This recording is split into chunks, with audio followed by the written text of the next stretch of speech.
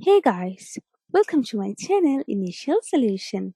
Today in this tutorial I'm going to show you how to see who's viewed your LinkedIn. So for this you have to go first on your LinkedIn account. After that you have to go for your profile icon over here.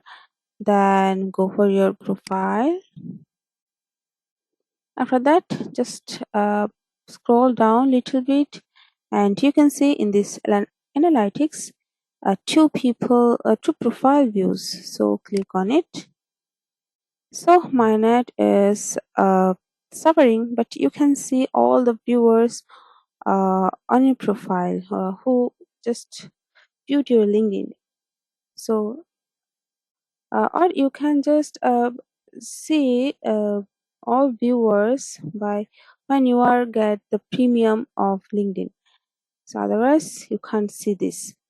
So guys, this is how you can see who's viewed your LinkedIn. Hope this video helped you guys. If it did, then please like, comment and share, subscribe to our channel, and don't forget to hit the bell icon for more videos. Thank you.